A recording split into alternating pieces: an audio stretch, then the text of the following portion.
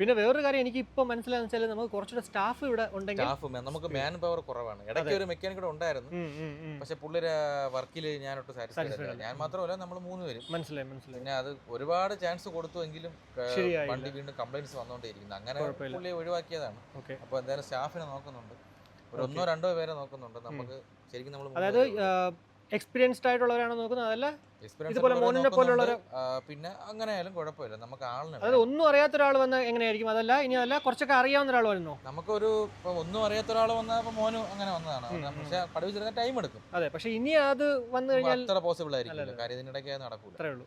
പിന്നെ നമുക്കൊരു പകുതി രീതിയിലെങ്കിലും വർക്ക് അറിയാം, സർവീസ് വർക്കും കാര്യങ്ങളെങ്കിലും അറിയാവുന്ന ഒരാളാണെങ്കിൽ അത്രയും നല്ലത്. ഓക്കെ. അപ്പോൾ എന്തായാലും നിങ്ങൾക്ക് ഇപ്പോൾ ഈ ഒരു വീഡിയോ കണ്ടുകൊണ്ടിരിക്കുന്ന കൂട്ടുകാരിൽ ആരെങ്കിലും ഒക്കെ തന്നെ നിങ്ങൾ അല്ലെങ്കിൽ നിങ്ങളുടെ കൂട്ടുകാർ റോയൽ എൻഫീൽഡിൻ്റെ എക്സ്പീരിയൻസ്ഡ് ആയിട്ടുള്ള മെക്കാനിക് ആണെങ്കിൽ ഉറപ്പായിട്ടും ഷീജിനെ കോൺടാക്ട് ചെയ്യുന്നതാണ്. ഷീജിനെ കോൺടാക്ട് ചെയ്തിട്ട് കിട്ടിയതാണെങ്കിൽ ഉറപ്പായിട്ടും എന്നെയും കോൺടാക്ട് ചെയ്യാം, കുഴപ്പമില്ല. ഞാൻ എന്തായാലും ഷീജിൻ്റെ അടുത്ത് പറഞ്ഞിട്ട് നിങ്ങളെ കോൺടാക്ട് ചെയ്യിപ്പിക്കും കേട്ടോ. അപ്പോൾ അല്ല, അത് ഞാനിതിപ്പോൾ പറഞ്ഞ വേറൊന്നും കൊണ്ടല്ല, കുറേ കൂട്ടുകാർ പറഞ്ഞ കാര്യമാണ്. ഷീജിൻ കോൾ എടുക്കുന്ന കാര്യം പറയാനുണ്ട്. നമ്മളെ വീഡിയോ കണ്ടിട്ട് അപ്പോൾ ഇടയ്ക്ക് മെസ്സേജ് 2-3 ദിവസം, ചിലപ്പോൾ മാക്സിമം ഒരാഴ്ച അതിനകത്ത് റിപ്ലൈ കൊടുക്കും. അപ്പോൾ ഒരുപാട് പേര് ലൊക്കേഷൻ ചോദിച്ചും എൻജിൻ വർക്കിൻ്റെ റിസോഴ്സിനെ കണ്ടിട്ട് പല കംപ്ലൈൻറ്റിനായിട്ട് മെസ്സേജ് അയച്ച ചാറ്റും വാട്സപ്പ് കോളും എല്ലാം ഉണ്ടായിരുന്നു.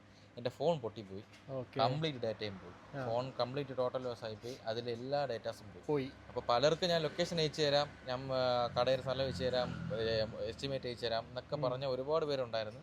എല്ലാവരും ക്ഷമിക്കാൻ, ഞാൻ റിപ്ലൈ തരാത്തതല്ല, എൻ്റെ ഫോൺ പോയി, ചാറ്റ് എല്ലാം പോയി. അപ്പോൾ നിങ്ങൾ എല്ലാവരും ഒന്നുകൂടി ഒന്ന് കാര്യം പ്രത്യേകിച്ച് പറയാനായിട്ട് 2 ദിവസമായിട്ട് 2 പേര് എന്നെ വിളിച്ചിട്ട് ദേഷ്യപ്പെട്ടു.